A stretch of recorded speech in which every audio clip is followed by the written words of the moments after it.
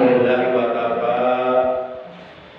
Wassalatu wassalamu ala sayyidina wa habibina wa syafi'ina wa qurrati a'yunina wa maulana Muhammad sallallahu alaihi wasallam an-nabiyil mustafa wa ala alihi wa ashabihi ahli sidqi wal wafa amma ba'd. Ma'asyiral muslimin, saudaraku seiman, seagama, seakidah, segenap jamaah mushola al-istiqomah RT 06 RW 07 Komplek TNI AD Dintekan, segenap jamaah majelis ilmi, jamaah pengajian rutin malam Selasa yang seluruhnya tanpa kecuali saya hormati, rahimakumullah wa hadakumullah wa hafizakumullah. Yang pertama dan yang paling utama tidak lain melainkan puja dan puji syukur kita panjatkan kepada Allah yang Maha Ghafur yang telah menganugerahkan kepada kita nikmat umur, juga nikmat sehat walafiat, serta nikmat-nikmat yang lainnya yang tiada terhingga. Terutama nikmat yang sangat amat berharga, lebih berharga daripada dunia beserta seluruh isinya, yaitu nikmat iman, Islam dan ihsan. Sehingga alhamdulillah pada kesempatan malam ini, malam Selasa memasuki malam tanggal 19 di bulan Dzulqa'dah tahun 1445 Hijriah, bertepatan dengan tanggal 27 di bulan Mei 2024, dengan pertolongan Allah, dengan rahmat Allah, atas petunjuk Allah dan atas ridhonya, kita dapat kembali bermuajahah, bersilaturahim, duduk berkumpul bersama-sama di majelis ilmu yang mulia ini, di mushola istiqomah yang kita cintai ini, semata-mata kita niat menjalankan perintah Allah dan Rasulnya. Di samping juga kita niat iktikaf, niat menunggu atau menanti masuknya salat isya waktu salat isya berjamaah, juga niat silaturahim, niat memakmurkan mushola, niat memakmurkan majelis ilmu, juga kita niat di dalam hati kita masing-masing mensyiarkan, mengagungkan, mengamalkan, sekaligus mempertahankan ajaran Islam yang telah diajarkan oleh Nabi kita tercinta. Semoga kita semua yang hadir, juga keluarga kita dan saudara kita, semuanya mendapatkan ampunan dosa dari Allah, dari dosa-dosa yang pernah kita lakukan diampuni oleh Allah. Amin. Mendapatkan tambahan ilmu yang barokah, ilmu yang dapat menyelamatkan, membahagiakan dunia dan akhirat. Juga mudah-mudahan kita doakan anak cucu kita, generasi penerus kita di masa mendatang, kita doakan semoga mereka oleh Allah dijadikan orang-orang yang soleh dan solehah, yang mulia, berguna bagi agama dan bangsa. Amin ya Allah ya Rabbal Alamin. Salawat teriring salam semoga tetap dilimpahkan selalu atas paduka alam, panutan kita yang mulia, baginda tercinta Nabi Agung, Nabi besar Muhammad sallallahu alaihi wasallam, beserta seluruh keluarga beliau, para sahabat beliau, dan seluruh pengikut beliau yang tetap setia kepada beliau, yang tetap cinta kepada beliau, yang tetap istiqomah menjalankan segala perintah beliau, mengamalkan sunnah-sunnah beliau, melaksanakan wasiat-wasiat beliau, dan menjauhi larangan-larangan beliau. Semoga kelak di hari kiamat kita semua yang hadir pada malam ini, juga keluarga kita dan saudara kita, mendapatkan syafaat terima dari beliau, mendapatkan air telaga beliau yang apabila kita meminumnya, maka untuk selamanya kita tidak akan pernah merasa dahaga lagi. Dan dikumpulkan di hari kiamat bersama rombongan para nabi, para siddiqin, para syuhada, para sholihin dalam keadaan aman dan sejahtera. Amin ya Allah ya Rabbal Alamin. Ma'asyiral muslimin rahimakumullah.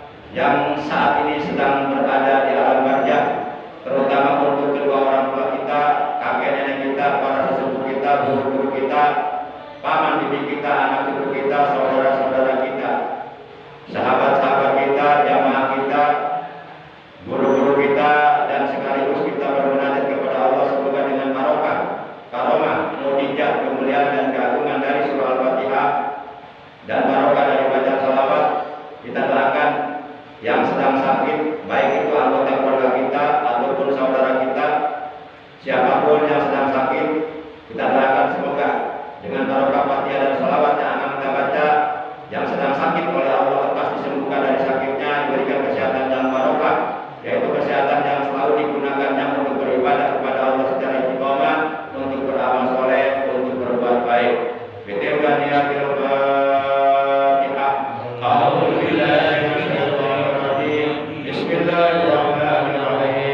Alhamdulillahirabbil alamin. Arrahmanir rahim. Maliki yaumiddin. Iyyaka na'budu wa iyyaka nasta'in. Ihdinas siratal mustaqim. Shiratal ladzina an'amta 'alaihim ghairil maghdubi 'alaihim waladdallin. Rabbighfir lana.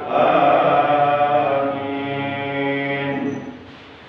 Ya Rabbi bil Mustafa barik maqasidana waghfir lana ma madha ya wasi'al karami. Ya Rabbi bil Mustafa barik maqasidana waghfir lana ma madha ya wasi'al karami. Huwal habibul ladzi turja syafa'atuhu li kulli hawlin minal ahwali muqaddimi. Ya Rabbi bil Mustafa barik maqasidana waghfir lana ma madha ya wasi'al karami. Nabiyuna qudwatun linnasi lazimatun. Nabiyuna rahmatun lil kauni syamilatun. Ya Rabbi bil Mustafa barik maqasidana waghfir lana ma madha ya wasi'al karami. Nabiyuna Mustafa min akramil bashari. Nabiyuna Mustafa min ajmalis suwari. Ya Rabbi bil Mustafa barik maqasidana waghfir lana ma madha ya wasi'al karami. Allahumma shalli wa sallim wa barik alaihi wa ala alihi. Ma'asyiral muslimin rahimakumullah wa azakumullah wa hafizakumullah. Pada kesempatan taklim kita malam ini, kita akan mengkaji keterangan yang ada di dalam kitab Fathul Mu'in halaman 28 baris yang ke-18 dari atas,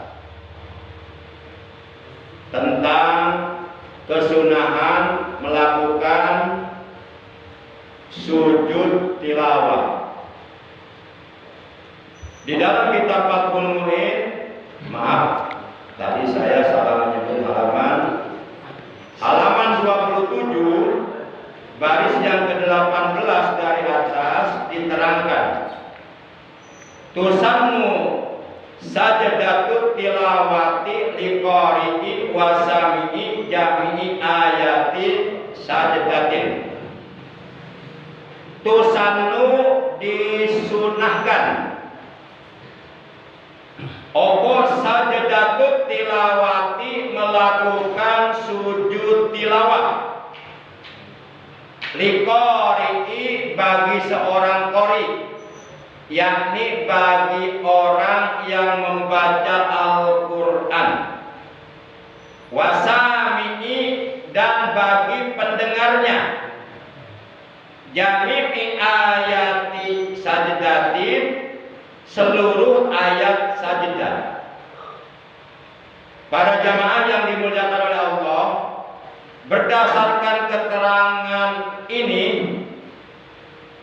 sangat amat jelas bahwa setiap orang yang membaca Al-Quran ayat sajdah dan ataupun yang mendengar terhadap bacaan ayat sajdah tersebut, baik di dalam sholat maupun di luar sholat, baik sholatnya itu sholat fardu maupun sholatnya itu sholat sunnah, maka baginya disunahkan untuk melakukan sujud tilawah. Sujud tilawah kalau diartikan secara bahasa artinya sujud bacaan. Menurut ilmu fikih yang dimaksud sujud tilawah adalah sujud yang sunnah dilakukan ketika kita membaca ayat sajdah atau ketika kita mendengar ayat sajdah dibacakan. Terlepas dari apakah ayat sajdah itu dibaca di dalam sholat maupun dibaca di luar sholat. Para jamaah yang dimuliakan oleh Allah Subhanahu wa taala, tentang kesunahan ayat sajdah dijelaskan dalam sebuah hadis. Hadis sahih yang diriwayatkan oleh Imam Muslim. An Abi Hurairah radhiyallahu anhu. Qala an-nabiy sallallahu alaihi wasallam, "Ija qara'a ibnu Adam as-sajdata fasajada. Iktajala syaitan. Yabki yaqulu ya wailata. Umira ibnu Adam bisujud fasajada. Falahul jannah. Wa umirtu bisujud fa asaitu. Falinnar."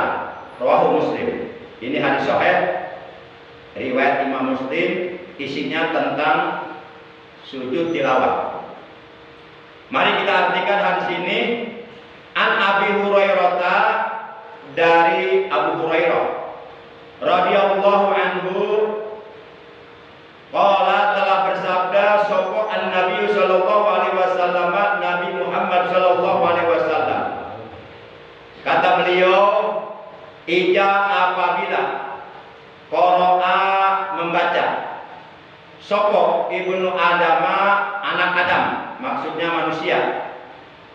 Jadi seluruh manusia ini disebut anak Adam karena Nabi Adam itu adalah manusia pertama yang Allah ciptakan di dalam surga, yang lalu kemudian diturunkan ke dunia, ke muka bumi.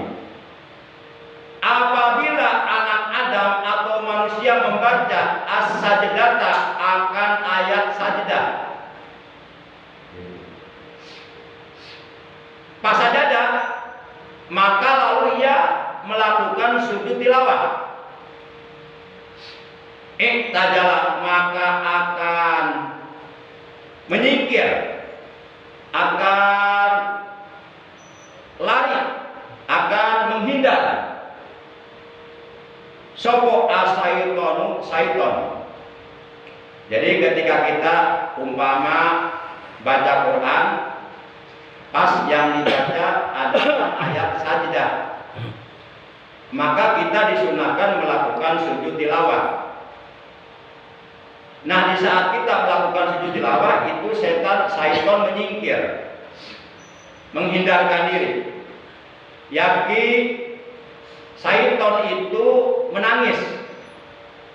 Yaqulu, seraya mengatakan, ya wailata, umira ibnu Adam bisujud fasajada falahul jannah. Kata syaitan, aduhai celaka neraka. Anak Adam oleh Allah telah diperintahkan bersujud. Ia pun bersujud, maka baginya tempat kembalinya adalah surga. Wa umirtu, dan aku pun, kata syaitan, diperintahkan sebenarnya oleh Allah bisujud, untuk melakukan sujud kepada Allah. Fa'asaitu, akan tetapi aku membangkang. Aku enggan bersujud kepada Allah. Jangankan bersujud kepada Allah, di saat Allah memerintahkan kepadanya supaya bersujud kepada Nabi Adam saja, iblis tidak mau, enggan.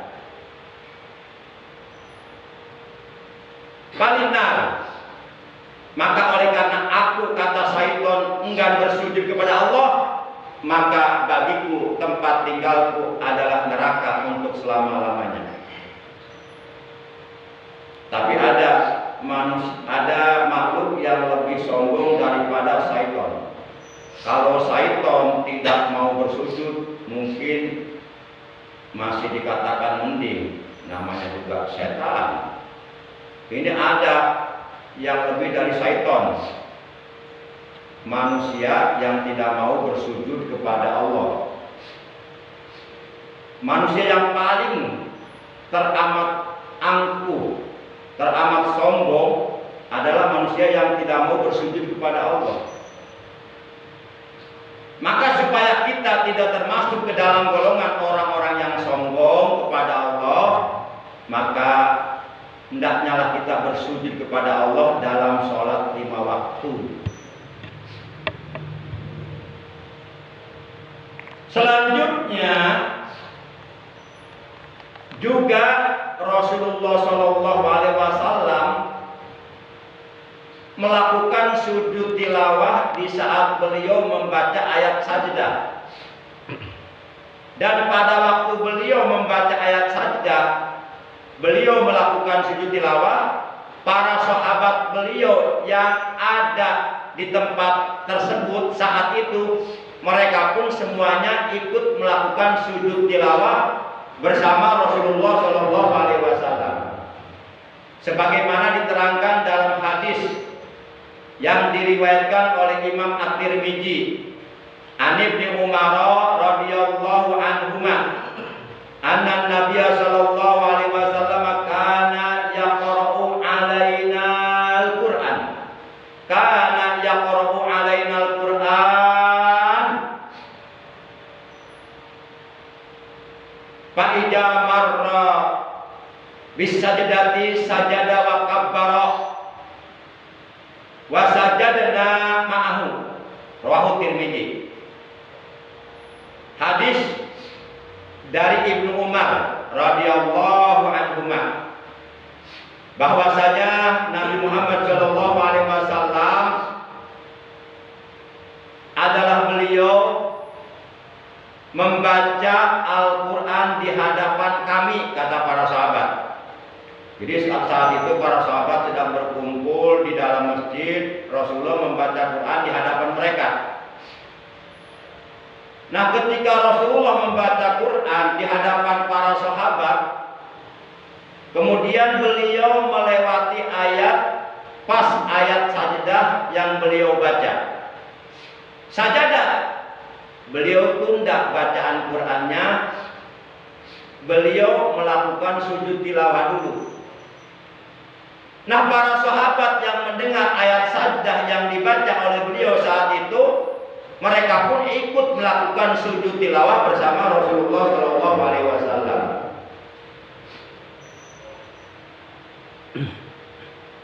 Sajadah beliau bersujud tilawah, wa kabbara beliau bertakbiratul ihram.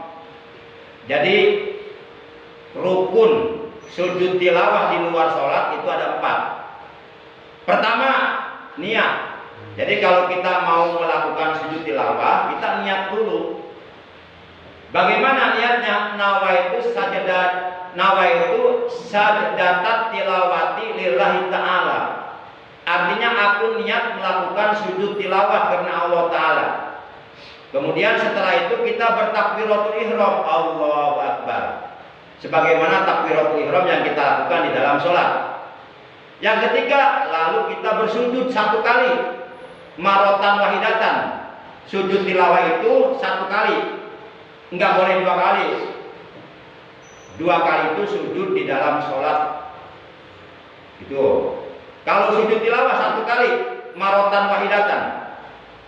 Dan di dalam sujud kita disunahkan membaca sajada wajhi lilladzi khalaqahu wa sawwarahu wa syaqqa sam'ahu wa basarahu bihaulihi wa quwwatihi fatabarakallahu ahsanul khaliqin. Nah itu yang sudah dibaca di dalam sujud tilawah. Kemudian yang keempat, rukun sujud tilawah di luar sholat adalah mengucapkan salam. Seabdol-abdolnya melakukan sujud tilawah adalah posisi berdiri. Sebagaimana seorang imam ketika akan melakukan sujud tilawah di dalam sholatnya, karena ia membaca ayat sajdah, dia posisinya berdiri. Walaupun posisi duduk dibolehkan, tapi yang abdol berdiri dulu. Yang abdol, walaupun posisi duduk dibolehkan. Nah itu 2 hadis yang menerangkan tentang sujud tilawah. Adapun ayat sajdah yang apabila kita baca, kita disunahkan melakukan sujud tilawah, atau kita mendengar ayat sajdah dibaca oleh orang lain, maka kita yang mendengarnya pun disunahkan untuk melakukan sujud tilawah, supaya tidak disebut orang yang takabur, orang yang sombong seperti syaitan tidak mau bersujud kepada Allah. Itu jumlah ayat sajdah dalam Al-Quran itu ada pada 15 tempat dalam surat yang berbeda. Yang pertama, ayat sajdah itu adanya di akhir surah Al-A'raf. Di akhir surah Al-A'raf itu kalau kita baca itu ayatnya ayat sajdah. Ayatnya berbunyi walahu yasjudun. Nah, kalau kita baca ayat ini di akhir surah Al-A'raf, kita disunahkan sujud tilawah dulu. Seperti apa yang barusan saya terangkan cara-caranya. Kemudian yang kedua, ayat sajdah adanya di ayat 15 surah Ar-Ra'd. Ayatnya berbunyi bil guduwi wal asal.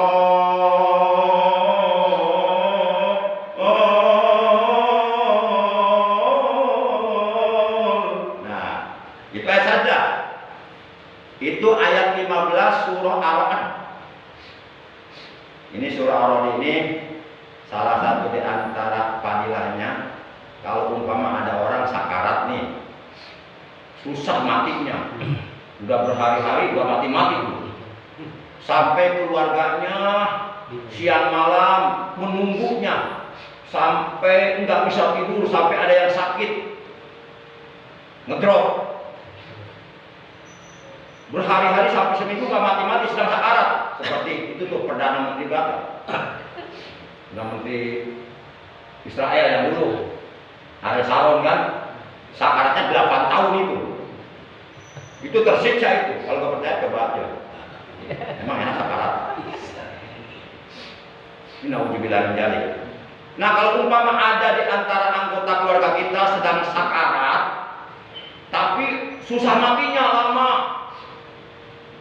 diajak ngobrol nggak bisa, ditawarin kopi nggak mau, ya orang lain sakatan kopi, ditawarin perempuan cantik nggak nyambut, ya orang lagi sekarat, ditawarin perempuan cantik, susah matinya, cepet ambil air dulu, baca surah Araf dulu, baru beberapa ayat, insya Allah meninggal. Kalau nggak percaya coba aja, baca surah Araf dulu, Ar-Rahman. Itu salah satu di antara fadilah surah Ar-Ra'd. Nah, itu pernah saya alami, pernah saya praktekkan, dan alhamdulillah betul nyata. Nah itu surah Ar-Ra'd ayat 15 yang berbunyi bil guduwi wal asol, itu ayat sajdah. Apabila kita membacanya, kita disunahkan sujud tilawah. Kemudian yang ketiga, ayat sajdah adanya di ayat 50 surah An-Nahl yang berbunyi wayaf'aluna ma yu'marun. Nah, yang keempat, ayat 109 surah Al-Isra atau surah Bani Israel. Ayatnya berbunyi wa yaziduhum khusyu'a. Wa yaziduhum khusyu'a. Nah, itu yang keempat. Yang kelima, ayat sajdah adanya di ayat 58 surah Maryam.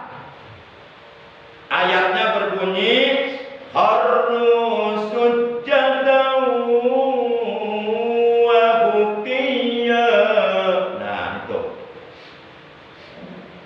Tuh 5. Kemudian selanjutnya yang keenam, ayat sajdah adanya di surah Al-Hajj ayat 18 yang berbunyi innallaha yaf'alu ma yasha. Nah, itu yang keenam. Yang ketujuh, ayat sajdah adanya di masih di surah Al-Hajj ayat 77 yang berbunyi la'allakum tuflihun.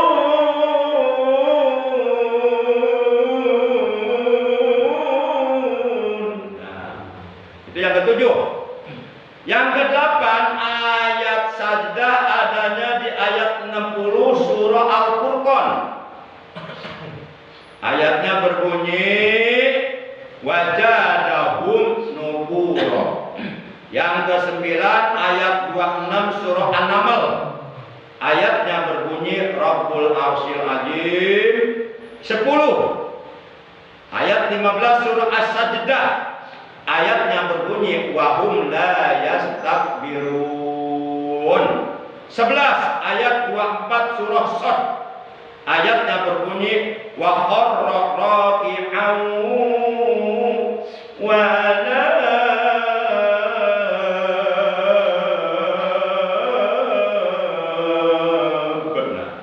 Kemudian 12 ayat 38 surah Hamim Sajdah, surah Hamim. Ayatnya berbunyi wahum la yas'amun. 13 akhir surah An-Najm. Ayatnya berbunyi fasjudu lillahi wa'budu. 14 ayat 21 surah Al-Insyiqaq. Ayatnya berbunyi la yasjudun. Yang terakhir, ayat sajdah adanya di akhir surah Al-Alaq ayat 19 yang berbunyi wasjud waqtarib. Jadi jumlah ayat sajdah dalam Al-Quran yang jumlah ayatnya 6.666 ayat, jumlah ayat sajdahnya hanya ada 15 tempat. Apabila ayat-ayat sajdah tersebut dibaca oleh kita, maka kita yang membaca disunahkan untuk melakukan sujud sahwi supaya kita tidak termasuk dikatakan orang yang sombong kepada Allah. Terlepas dari apakah ayat sajdah itu kita baca di dalam sholat maupun di luar sholat. Kalau di luar sholat kita melakukan sujud tilawahnya, tadi harus memenuhi rukun-rukunnya. Yang pertama niat, yang kedua takbiratul ihram, yang ketiga sujud 1 kali, yang keempat salam. Ini mudah-mudahan ya apa yang saya sampaikan tentang sujud tilawah jelas itu ya, mudah-mudahan ya.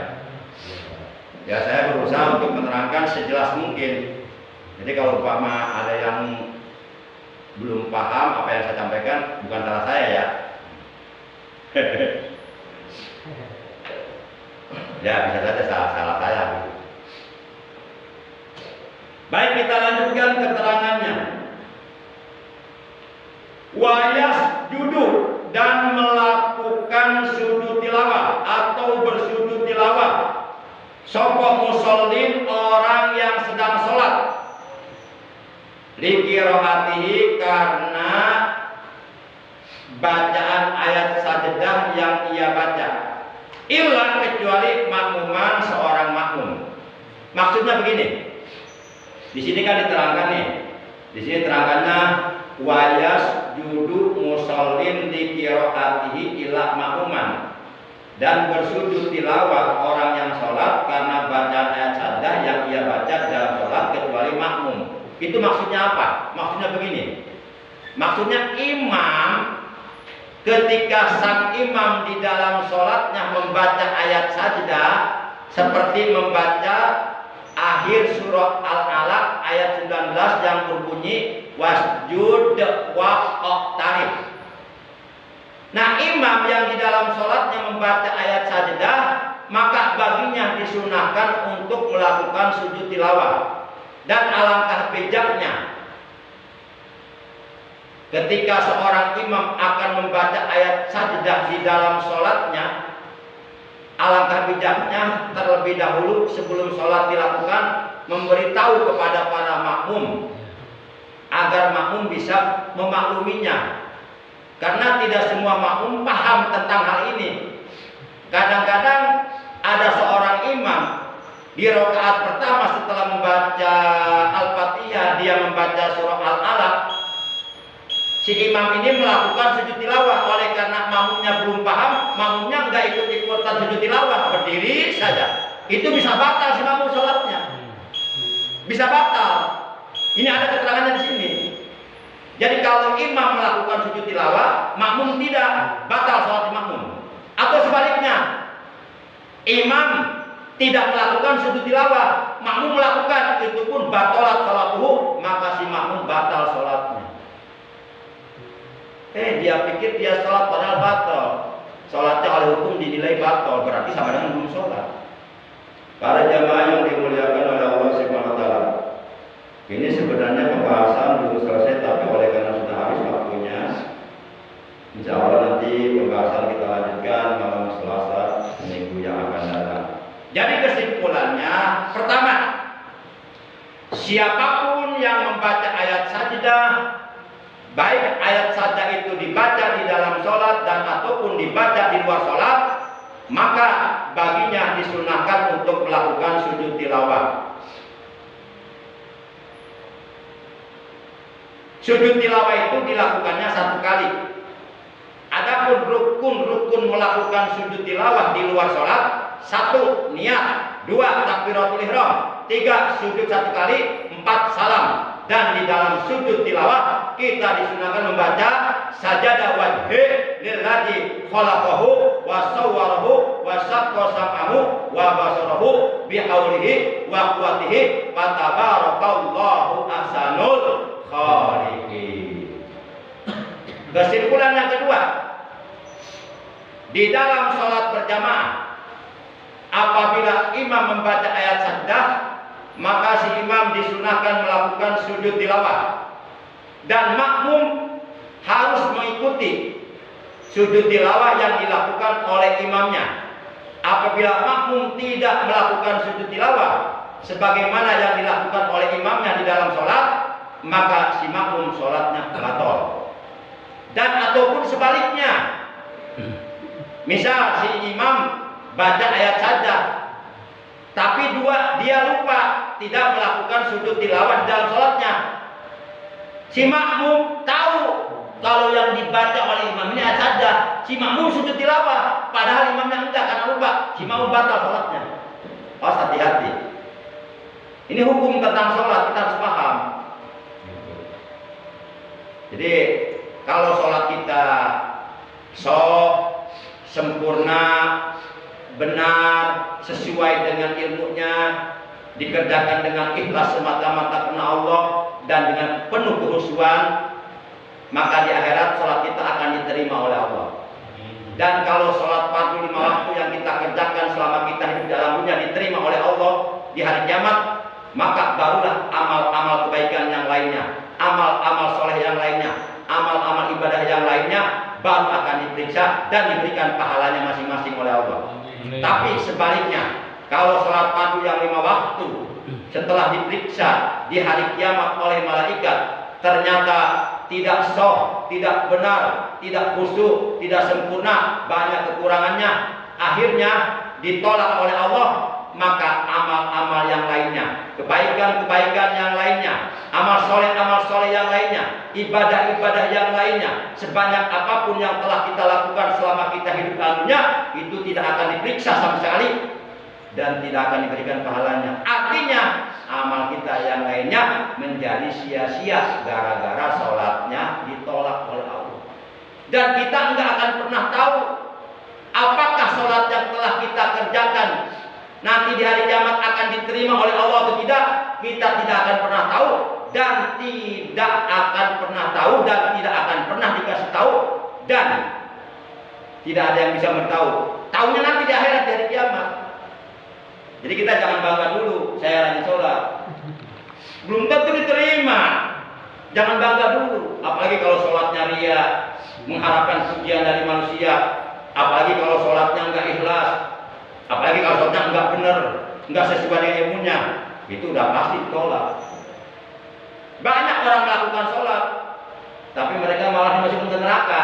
Kata Allah, fawailul lil musholli, maka kecelakaanlah, neraka lah bagi orang-orang yang suka sholat. Orang-orang yang suka sholat, sholatnya lalai, sholatnya di akhir waktu, sholat subuh jam 7. Memang ada masuk jam 7. Lah udah habis jam 7, udah terbit matahari, udah habis waktu sholat subuh. Sholat isya disatukan dengan sholat subuh. Lalai waktunya, lalai hatinya ketika sholat. Allahu Akbar. Yang teringat bukan Allah, tapi yang teringat Rani, Randa, ini. Allahu Akbar, seharusnya ingat sama Allah, yang teringat jamur, janda di bawah umur. Allahu Akbar, seharusnya khusyuk ingat kepada Allah, yang teringat japu, janda sepuh. Gagal total. Kalau sedang sholat, usahakan kosongkan pikiran kita dari pikiran-pikiran yang bersifat dunia. Apapun namanya, mau harta, tahta, wanita, kosongkan. Kita berusaha semaksimal mungkin, seoptimal mungkin untuk menghadirkan hati kita kepada Allah sehusu-husunya. Seakan-akan kita merasa sedang berada di hadapan Allah yang Maha Kuasa. Anta'budallaha ka'annaka tarah, fa illam takun tarah, fa innahu yarah. Engkau menyembah Allah di dalam sholatmu seakan-akan engkau melihat Allah. Apabila engkau tidak mampu melihat Allah, yakinkan dalam hatimu bahwa engkau sedang dilihat oleh Allah. Jadi kita ada perasaan merasa sedang dilihat oleh Allah. Hanya kita merunduk bahwa enggak menengadah, enggak petang-petang di hadapan Allah, tidak. Kita merunduk, merasa banyak dosa, merasa hina, merasa lemah, merasa tidak ada apa-apanya di hadapan Allah. Itu harus bisa kita rasakan ketika kita melakukan sholat. Qad aflahal mu'minun alladzina hum fi sholatihim khashi'un. Sungguh beruntunglah orang-orang mukmin yang khusyuk di dalam sholatnya. Mudah-mudahan walaupun kita jujur belum bisa khusyuk melakukan sholat dengan khusyuk, belum bisa baik melakukan sholat dengan khusyuk, jujur mudah-mudahan kita berharap mudah-mudahan sholat kita diterima oleh Allah. Kekurangan yang ada dalam sholat kita oleh Allah diampuni dengan barokah kita hadir duduk di majlis ilmu karena kita masih proses mencari ilmunya. Demikian taklim malam ini, kurang lebihnya